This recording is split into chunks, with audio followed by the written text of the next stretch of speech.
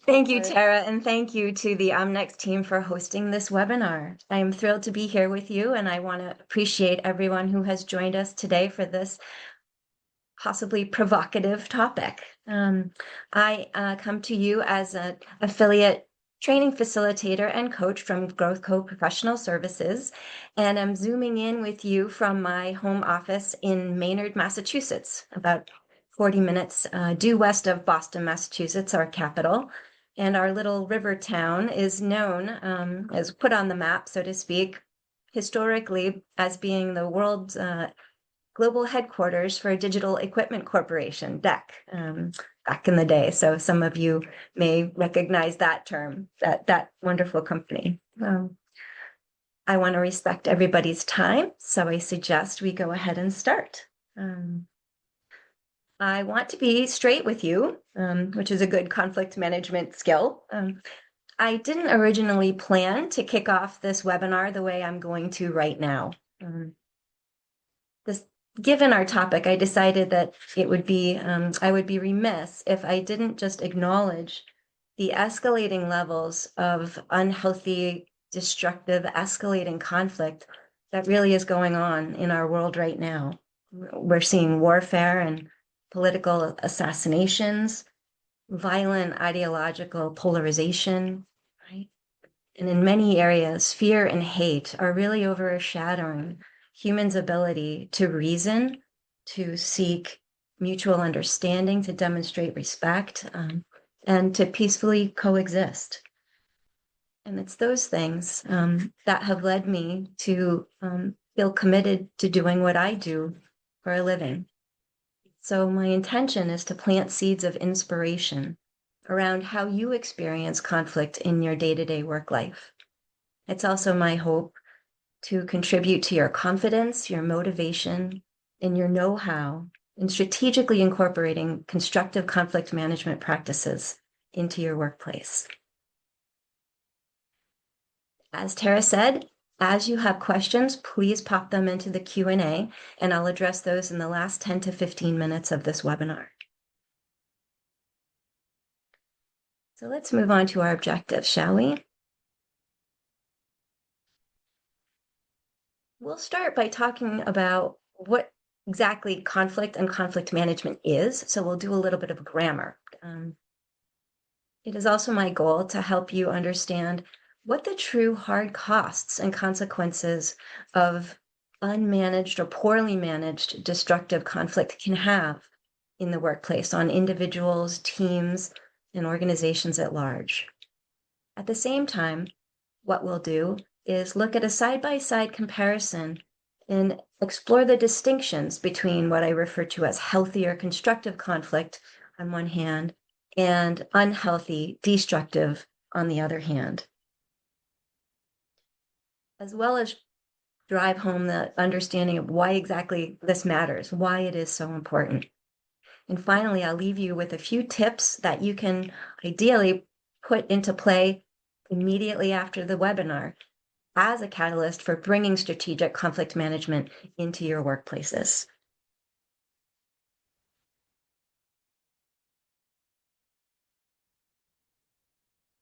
What I'd like to do next is hear from our participants. Tara, are you open to launching our first poll in which we're asking you, what are the most common conflict triggers in your workplace? We have unclear roles and accountability, conflicting personal and professional values, poor composition of teams, bullying, harassment behavior, poor leadership, management, decision-making that's very hierarchical, stress, chronic stress, issues between individuals, style challenges, personality challenges, communication breakdowns, lack of cohesive teams, and workloads that can be way overburdening at times. So please check. My understanding is you can select as many as you wish and then submit. We'll just give it another 10 seconds or so.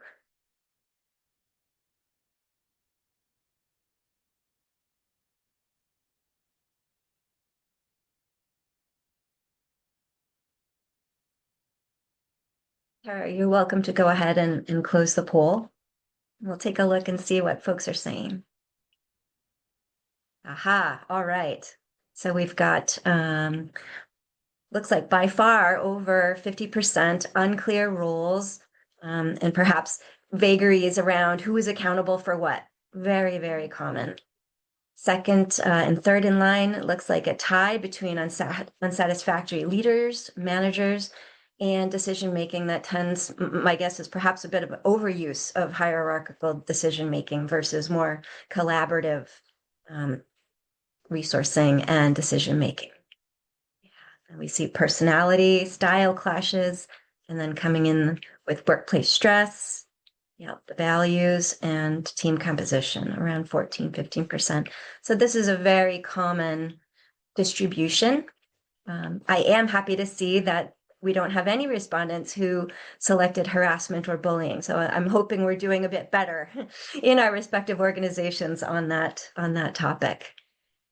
So thank you very much for participating in that. It's also helpful for other participants to see what's going on in other organizations where you may have some resonance and alignment and where there may be different things going on. Mm-hmm. So, I selected the options within this poll based on the most common conflict triggers in the workplace that were identified by a variety of surveys conducted by research organizations between 2008 and 2024. So the information is pretty recent. Okay. Let's move on. I shared earlier, as we were reflecting on our webinar objectives, that we would talk a little bit about, the grammar here. So let me just offer you a few terms, starting with conflict itself. I actually use two different, well, not necessarily different, but two nuanced definitions when I'm referring to conflict. One being at its most basic level, a state of discord due to active disagreement between parties with opposing opinions, principles, concerns at large. So this active disagreement, and this infers emotional attachment or emotional reactivity as well. It's not simply a problem that we need to solve. The other definition, which I really appreciate, similar but a bit nuanced, is the existence or the perception of the existence of a barrier, of an obstacle to one's core needs, values, and goals. Moving into conflict resolution, what we're talking about here, and this is defined by the Harvard's program on negotiation, is a process that we can use, whether it's formal or informal, to find and land on a peaceful resolution to a disagreement or to a dispute. And conflict resolution is a little different from conflict management, which will be our main focus today, which is balancing act, right?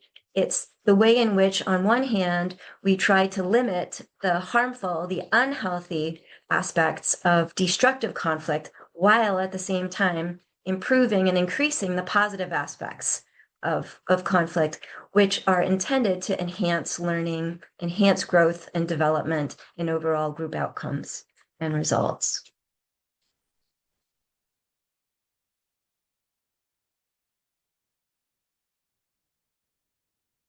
Next, what I'd like to do is share with you some possibly surprising statistics around conflict in the workplace, just to ground us a bit in exactly why this matters, why this is so impactful. Right? So let's talk about this. 1/3, well, what does that mean? 1/3 is the fraction of workers in the United States who believe that conflict in the workplace will actually increase over the next 12 months. So already we have third of our workforce sort of primed for expecting more conflict at work, which I'm sure can impact people's levels of engagement, of motivation, commitment, so on and so forth. Okay. Next, we have the dollar figure of 3,216. And what that reveals is the dollar amount that employers are losing per person per year in productivity alone due to conflict. Over $3,200 per person per year due to distractions and challenges relating to conflict in the workplace. Let's talk about this. I wonder if you have some guesses around how much time managers spend on average dealing with workplace conflicts. As you're imagining what that number might be, here we've got nearly a quarter, near 25% of a manager's time is spent dealing with conflict, as opposed to other responsibilities, which of course they also have. This was a very interesting statistic that I recently came across, which reports again that nearly 1/3 of workplace conflict arises between disputes amongst different levels of management. And that is more than what you see in combinations of management versus their direct reports or direct report to direct report. Underneath this 32%, coming in somewhat close at 20%, is conflict that arises directly amongst the top leadership and executive team members. So a lot of conflict happens in the upper echelons of the company, management and top leadership. I thought that was quite interesting. How about those who experienced illness or absence due to conflict? Here we've got almost 50% of the surveyed workforce. Again, think about how that impacts productivity. Right. And finally, the percent of people who rated their manager not skilled at all in conflict management and resolution, according to a survey that was conducted by the Workplace Peace Institute in 2024. This might be surprising again or not.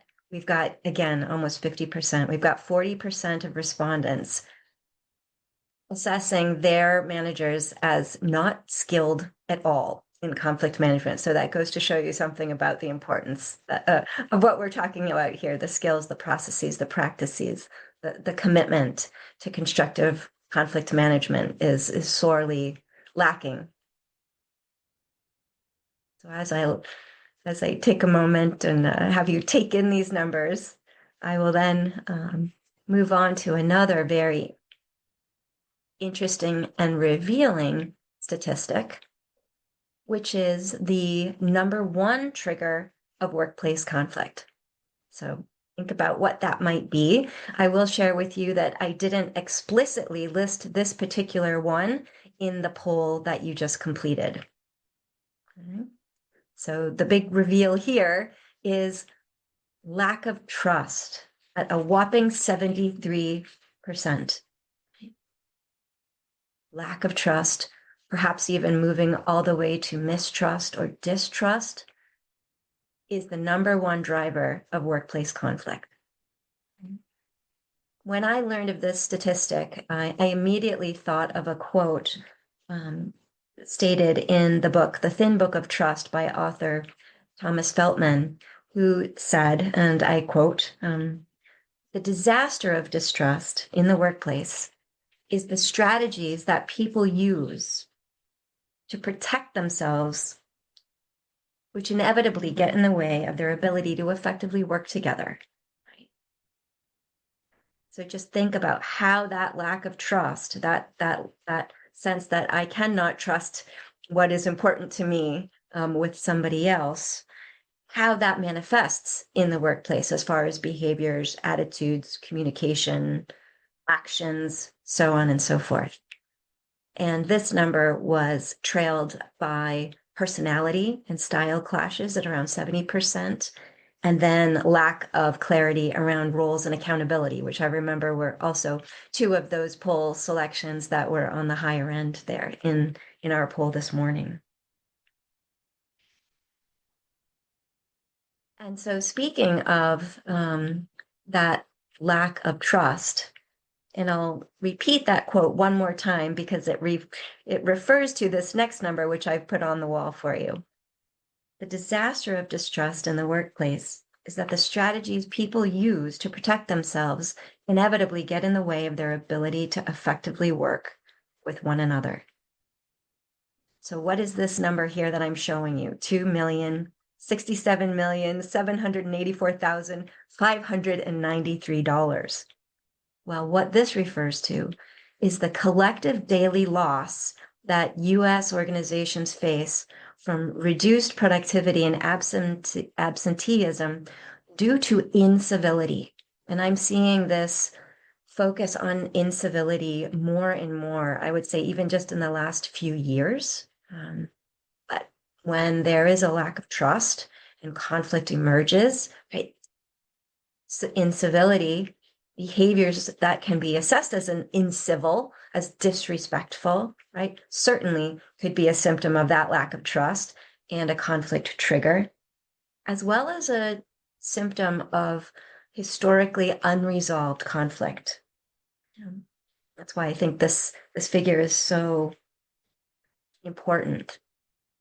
And what I didn't cover, but I also ask you to think about, are all of the dollars and resources and time that are put into legal action, claims of discrimination or harassment, legal settlements, so on and so forth. Again, that sometimes arise out of conflict, destructive conflict that cannot be resolved in other ways or is not resolved in other ways.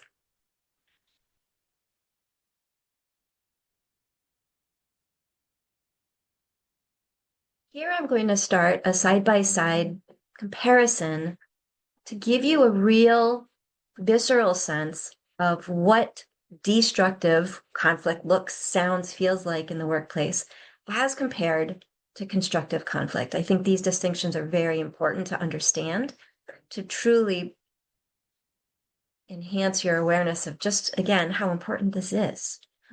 So when we are faced with unhealthy, with harmful conflict, right, how people experience it is as a threat. And so their behavior and their actions and their beliefs and the attitudes will be aligned with their need to defend themselves. Right? On the other hand, when we see conflict as an opportunity for learning, for growth, the attitude, the orientation changes very dramatically.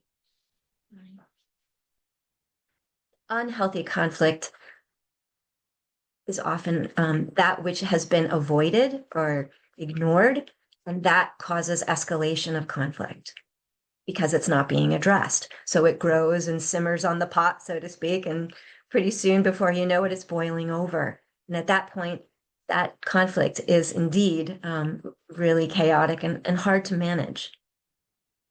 When you strategically manage conflict constructively and proactively, you'll build the skills and the practices and the tools to both identify as well as address conflicts quickly and directly. Right? Pops up, you address it, move forward. So the speed, in fact, increases. When folks are experiencing unhealthy, harmful conflict, they often feel a lot of distress, right? When I refer to distress, what I'm talking about is chronic, long-term cortisol production, right? That which depletes us and contributes to unhealthiness, trouble sleeping, trouble focusing, trouble being motivated, and it really affects our overall well-being. And that's contrasted with eustress. And I learned this from Growth Coast founder, Mr. Jim DeRozier, in which eustress really highlights those short-term small bursts of stress that can actually be helpful. It can motivate us to get something done. Let's say we're working close to a deadline. Another helpful example of eustress is when we lift weights, right? We're putting this short-term, strong stress on our muscles. And what do we get as a result? Stronger muscles. So again, important to understand the distinction here between harmful stress, distress, and the more short-term, limited, positive stress that can help motivate us. Unharmful conflict also breeds distraction. We talked about many of those statistics just earlier on that impact individuals and teams' productivity due to the fact that they're not focusing on the work that they need to do. They're being distracted by the conflict itself.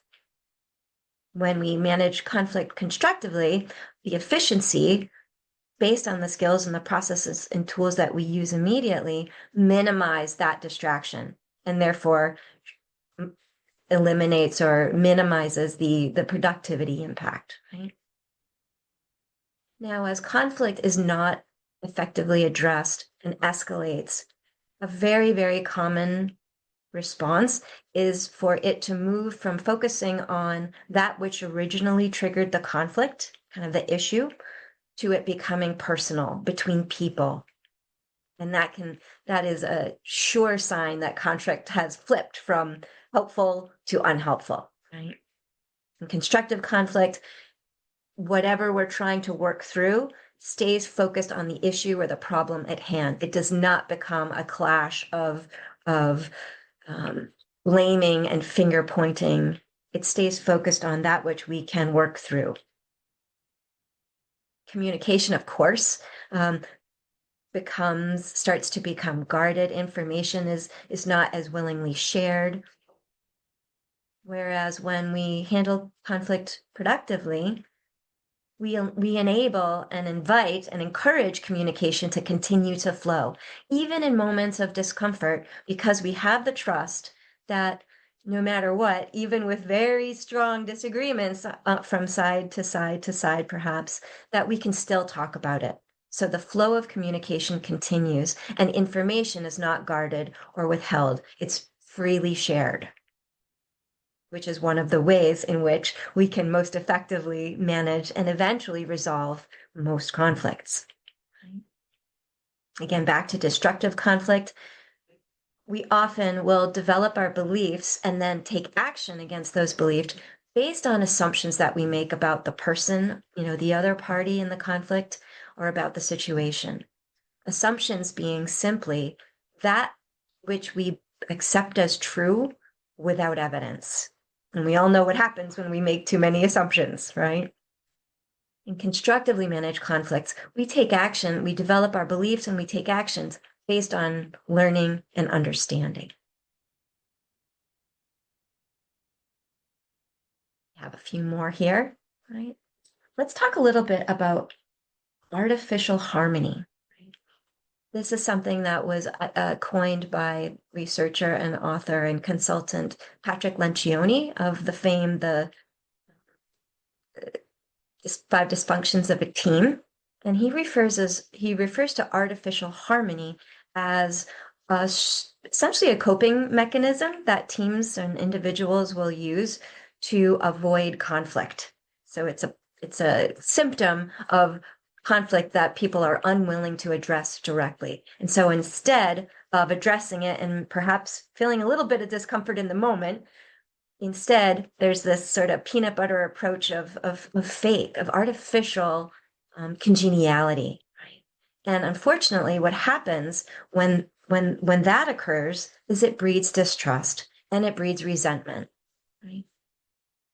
Whereas when we handle conflict maturely, constructively, we can honestly and actively face and manage the issue at hand. And when we can do that with skill and with transparency and with trust and courage, it actually serves to deepen the trust between the parties that are involved. I'm wondering if any of you participants have experienced that phenomenon where, getting through something hard actually helps enhance the relationship that you have with the people who are involved. Right? Perceived hypocrisy is another symptom of destructive conflict. It's that mask of, do as I say, not necessarily as I do. Don't watch me, just do what I say. Sort of that demand language. And I'd like to share a client story, a real life story that really highlights this phenomenon. So years back, I was with a client whose executive team was extremely committed to a long-term leadership development program for their first line managers. Everyone in the courses were thrilled thrilled to be there. They were expressing their appreciation and really seeming to enjoy and connect with the content, including conflict management, which was one of their workshops. But I remember one day, one of the attendees pulling me aside during a break and letting me know that he had approached his supervisor and was trying to put into place some of the things he had learned from our communication and our conflict management workshop as he was discussing a problem, a challenge that he was experiencing at work. And his first line supervisor's reaction was a flippant, "Don't you use that crap on me." So as you can imagine, there might have been some deflation there with that person who was so dedicated to learning and putting into action what he had learned in the moment.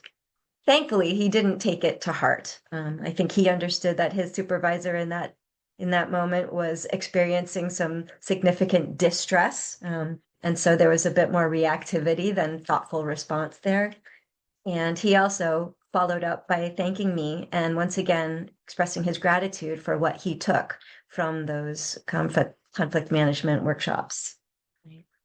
So needless to say, I think that's a very good example of that perceived hypocrisy when you are going and trying to learn, but you don't get that same support in the moment from your supervisors. Right? Those who are committed to this walk in integrity. Right? They role model, they walk the talk. There is alignment all the way up the organization.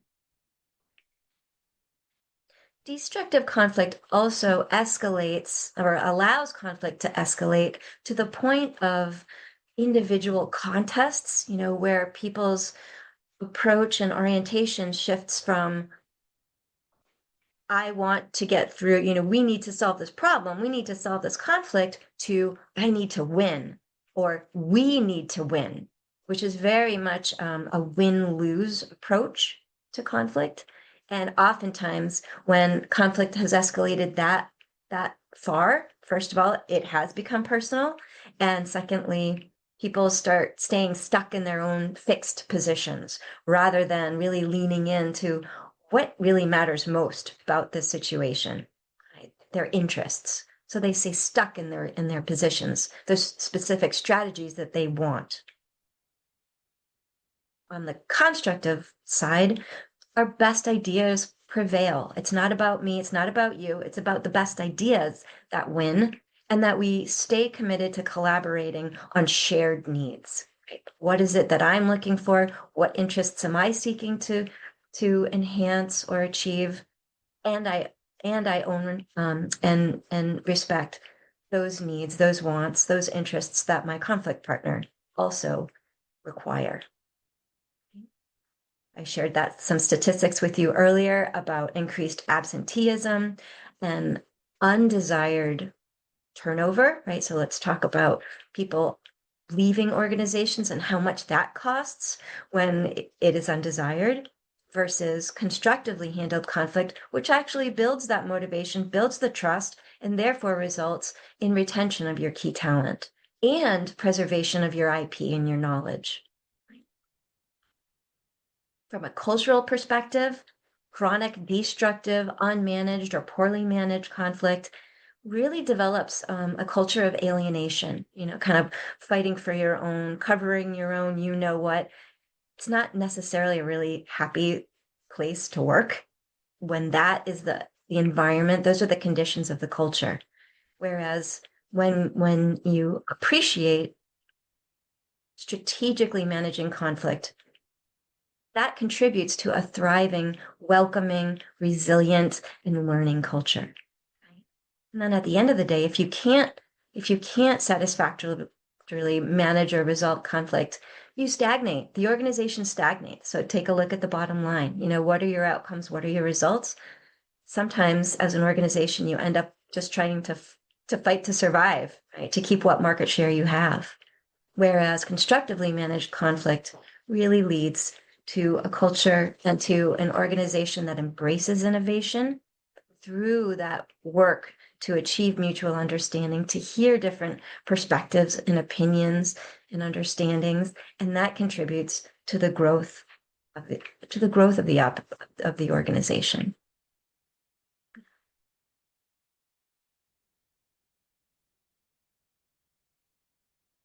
I really resonate with this quote, and I share it in all of my conflict management workshops.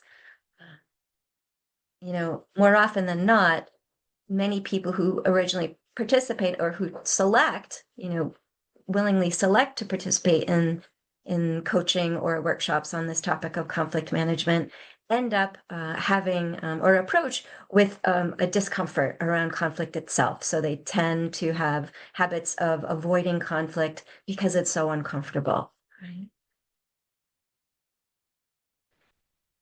What Bob is saying here is that if you develop the skills, then the confidence comes and you will eventually effectively be able to manage that conflict. And therefore, you won't fear it, you won't avoid it in the future. This is directly referring to that confidence competence loop. Perhaps you're familiar with that, right? The more you muster the confidence to try new things, to practice skills, the greater you build your skill set, the greater you build your competence. And that growing of competence feeds your confidence, which then in turn feeds your competence. It's this beautiful self-sustaining feedback loop. So if you are one of those folks who really, right, think of when you think of conflict at work, please try to keep this in mind, right? Because conflict is inevitable. We cannot fully ever avoid it. And nor do we want to, because it's oftentimes in those moments of greatest disagreement or discord where we find the greatest opportunity.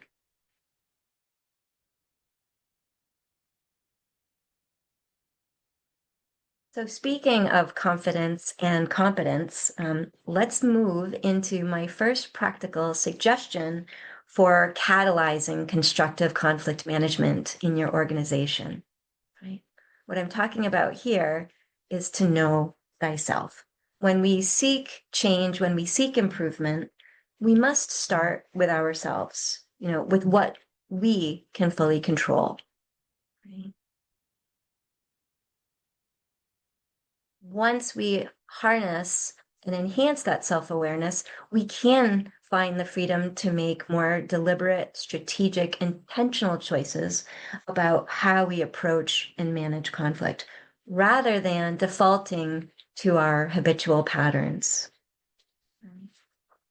So this Thomas Kilmann conflict handling mode model, I know that's a mouthful, was designed to help we as individuals self-assess what are our natural and common and likely very habitual approaches to conflict based on the degree to which we assert ourselves on one hand, by which I mean we seek to meet our needs, we seek to go after our goals, our own goals in a conflict situation. And on the other hand, the degree to which we're willing to cooperate with the other parties involved, sort of honoring, recognizing the needs that they're trying to meet, the interests that they're trying to fulfill. So the 5, based on, one's self-assessment in this area, one is plotted into one of the 5 modes. Competing being very much of a high assertiveness, low cooperative approach. The nickname for that, the shorthand, is win-lose.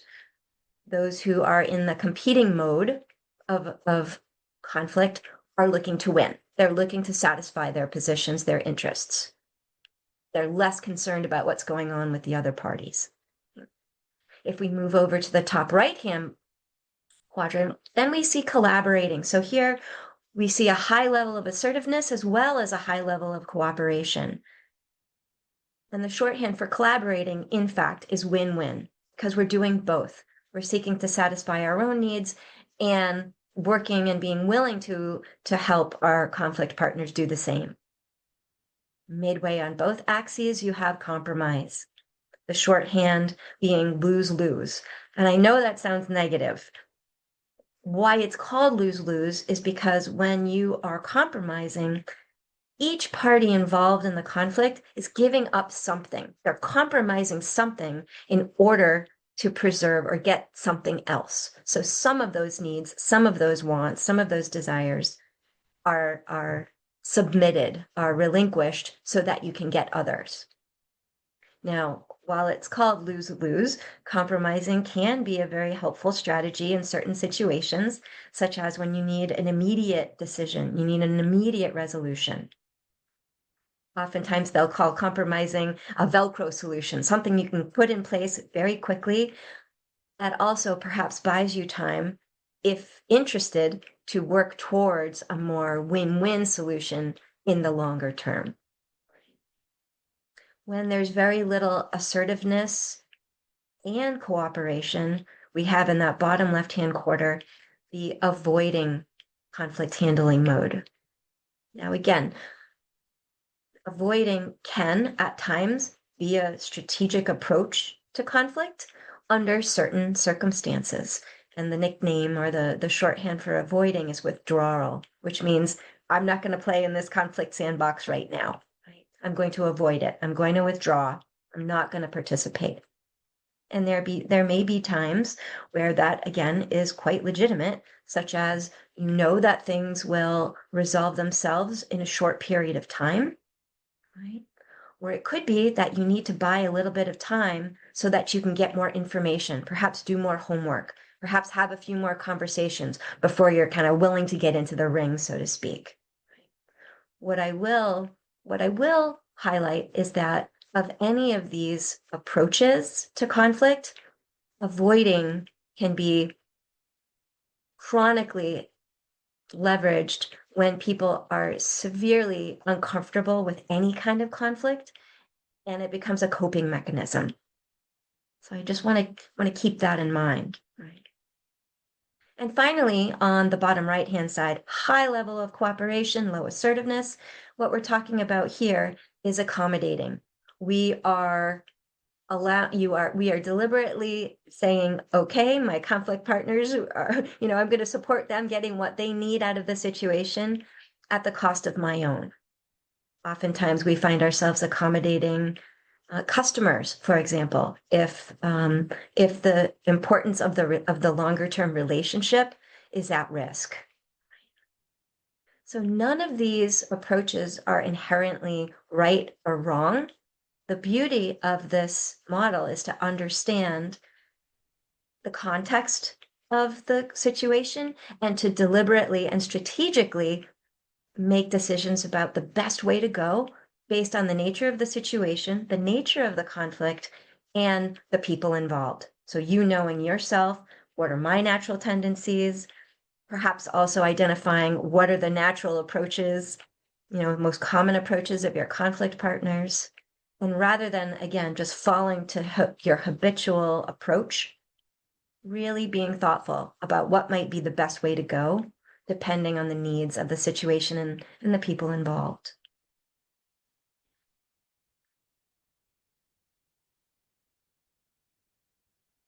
A second conflict management tool that I would like to introduce you to is what's called the gradients of agreement. This was developed by a gentleman by the name of Sam Kainer, a nationally renowned organizational development consultant and expert in organizational collaborative decision-making. This is a tool that's widely used in organizations that really prioritize and invest in constructive, strategic conflict management and collaboration amongst their teams. How you apply it is in a team or in a group setting when you are discussing, say, the pros or cons and are looking to find and make a decision on something. Certainly that falls within the realm of conflict, right? How do we move forward? How do we decide what to do when we have opposing opinions? Right? As you discuss the scenario, the terrain of the situation, and seek a decision, let's say a strategy is proposed, you explicitly go around the room and ask each participant to rate where they are on this gradient of agreement.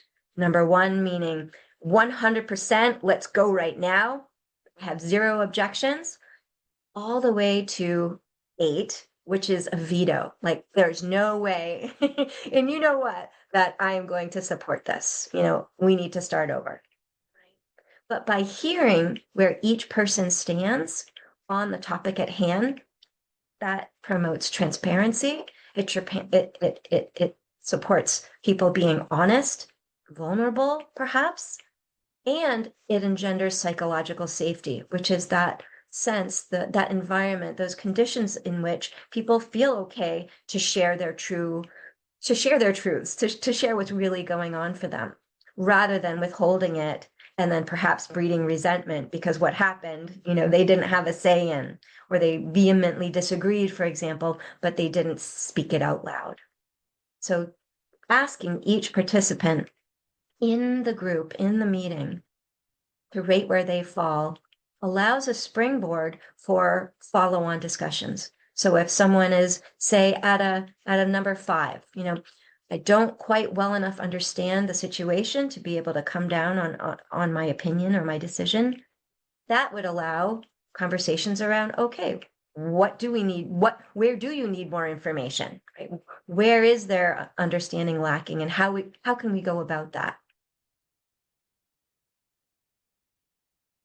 Don't like, but will support. It sounds like, okay, this is not my favorite. However, I'm willing to go with whatever decision is made. Right? I don't want to hold up the group. So just helping everyone that's involved in the conflict and in the final decision, having their say and following on, depending on where they land, right, is a very helpful strategic conflict management tool.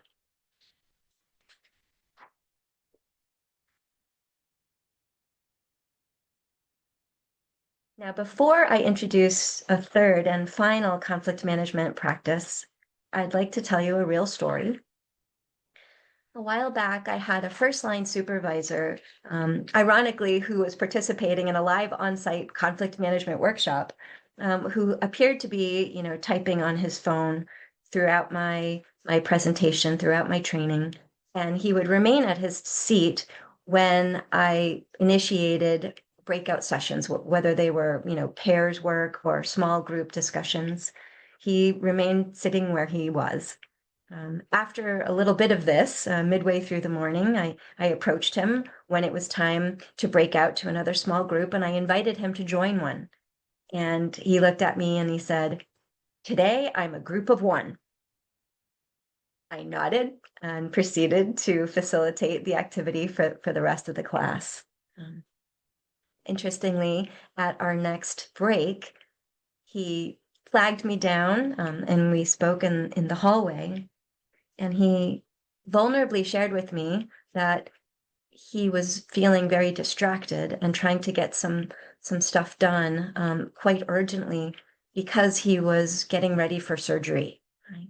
And he was quite worried about whatever that means to him from a personal perspective, as well as what his absence might mean to his team, given that he was a supervisor. Right? So he apologized and he said, I hope that you didn't take my behavior as disrespectful. This is really what's going on for me. It has nothing to do with you. Clearly, his behaviors were not intended to dismiss me. My guess is that there was some real concern, perhaps even some fear about what was going on with him.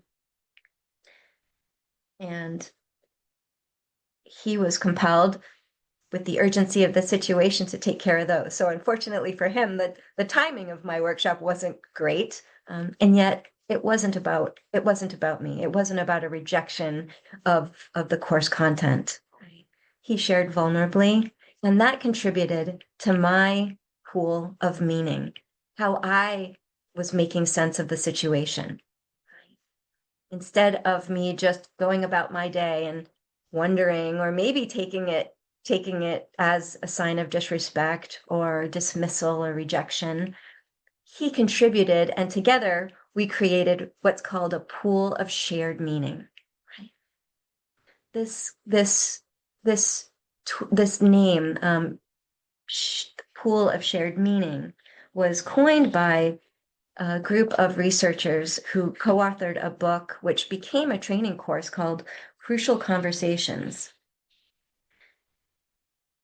And the purpose of a shared pool of meaning is to do what we can to stay in dialogue, even when the going gets really rough, when the conflict is high, so that we can understand each other better, to each bring our opinions, our values, our perspectives, our experience, our needs, and our interests into the mix so everyone can understand them.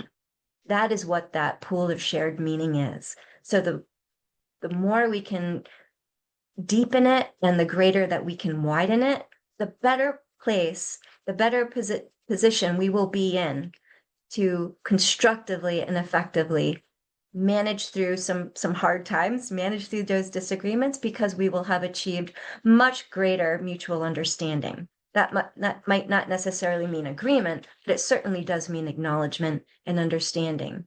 And from there, we all, as fellow human beings who are all trying to achieve, essentially at the end of the day, common goals, right?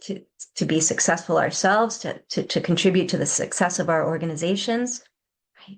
That's where we want to go. So I invite you all to think about a particular pool of shared meaning in your own work life that you might be able to deepen and widen by inviting more dialogue, by inviting more conversation, by inviting more of that free flow of communication and information sharing. And in fact, the gradients of agreement tool I just shared before is a very perfect example of one way that you can contribute to the growth of that pool of shared meaning.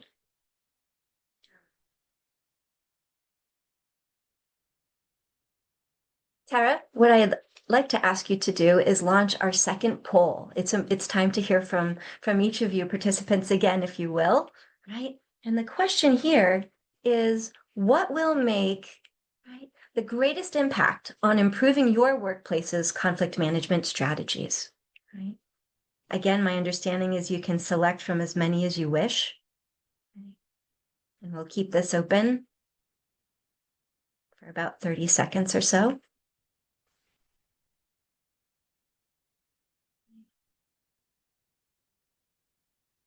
You can pick from different kinds of coaching, mentoring, training, team building, opportunities to improve communication, investment and culture transformation, moving from that alienating culture to a real welcoming, thriving, resilient culture. Taking a look at workload, investing in clearer roles and understanding around who's accountable for what. I remember that was high on our list in our first poll. Leadership development, understanding that unsatisfactory management and leadership was another most common trigger of conflict in your workplace. Maybe even developing some new team norms, like using that gradients of agreement. Yeah. All right, Tara, go ahead and close that poll.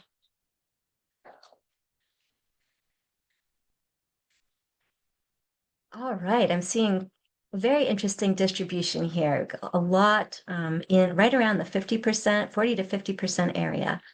Team norms, communication training, clarity around roles and accountability, team building, conflict management training, yeah, being the highest there. Yeah.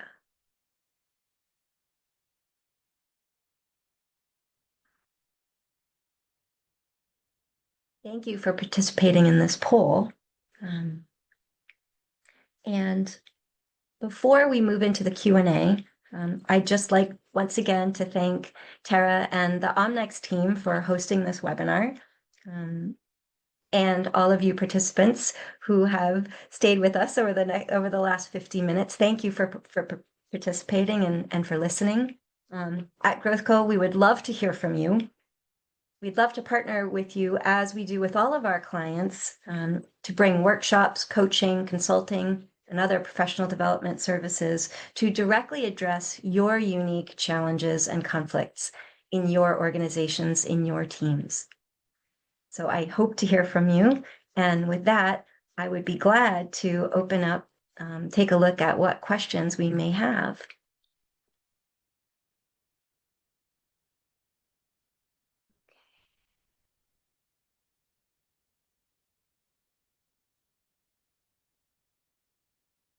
Yeah.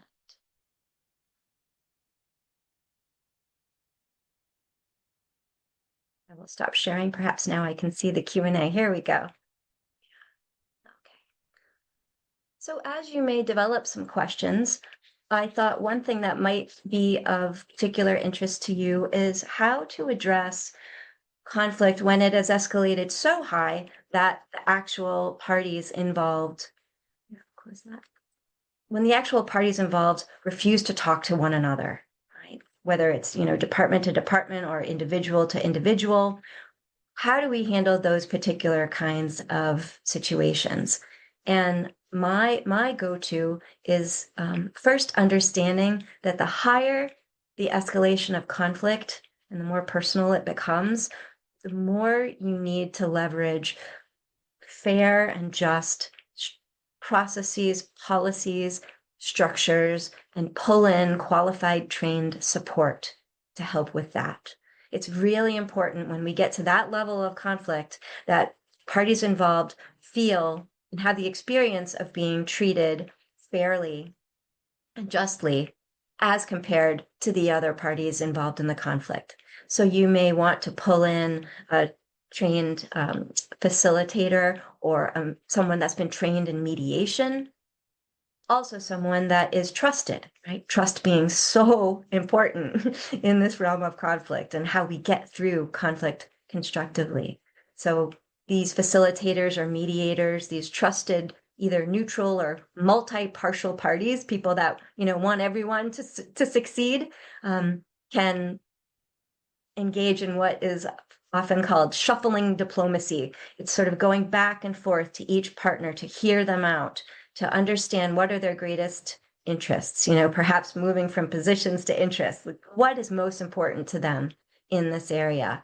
And through that sort of fair and process and structured orientation of communication, ideally, those structures and that support can help de-escalate all parties involved to the point where they can get back to contributing willingly to that pool of shared meaning together.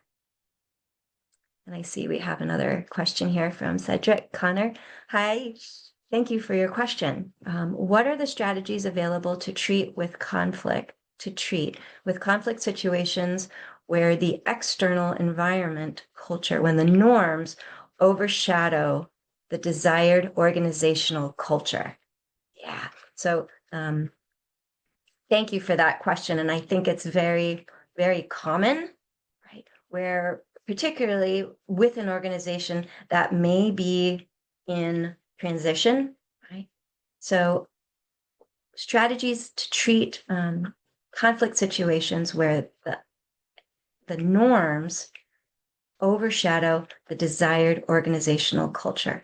I think here, one of the best ways to do that is to get a lot of clarity, get everyone on the same page around understanding exactly what those desired what that desired organizational culture looks, feels, and sounds like. So if we can drive towards a common understanding and commitment to that vision of the future, then when conflict arises, you can use that as an anchor, as a guidepost, so to speak, as you're addressing the inconveniences or the disagreements that may arise from those norms that exist. And perhaps those norms may have existed earlier on in the company's evolution, which for whatever reason are no longer supporting and are supportive of where the culture wants to go. So really just keeping that touchstone, that anchor of where it is, where is that bright future from an organizational culture perspective to help inform how you address those individual agreements. And oftentimes, again, perhaps even going back to that gradient of agreement, hearing from each person in the room who may be operating according to those older norms, you can find out what's preventing them from committing to and behaving in a way that supports that desired culture. So thank you, Cedric. Let's see if we have any other questions.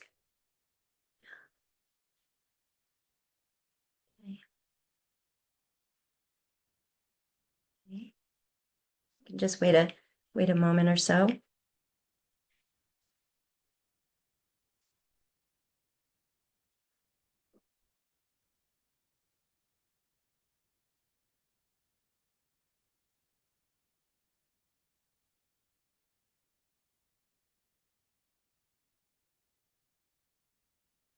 And okay, then let's just do a quick wrap. I'll share my screen once again, right? As you are working from getting from ugh to aha as it relates to conflict and how it can be implemented strategically in your organization, keep in mind those unintended consequences and those immense costs that arise when you neglect proactive conflict management and how that impact ripples from individuals to teams to the culture at large and to essentially, right, why you are in business, the bottom line. I also invite you to remember what those prolific organizational benefits are that we talked about when we went through those key distinctions of prioritizing this approach to conflict management, and how those benefits span far beyond resolution of specific, individual focal conflicts. Right? Think about engagement, loyalty, productivity, speed and efficiency, quality of culture, quality of business results. And my call to action to all of you is to decide to be a catalyst for change today. And you can start by knowing your own habitual patterns and thinking a bit more strategically about what kinds of approaches to conflict you may want to take. By prioritizing team building, which fosters trust, which expands transparency and engenders psychological safety, which will influence new cultural norms. And finally, to walk the talk, to promote open, honest, candid communication and information sharing, to contribute to that collective shared pool of meaning. With that, I thank you once again. Thank you, Tara and Omnex, and GrowthCo would love to hear from you. Thank you.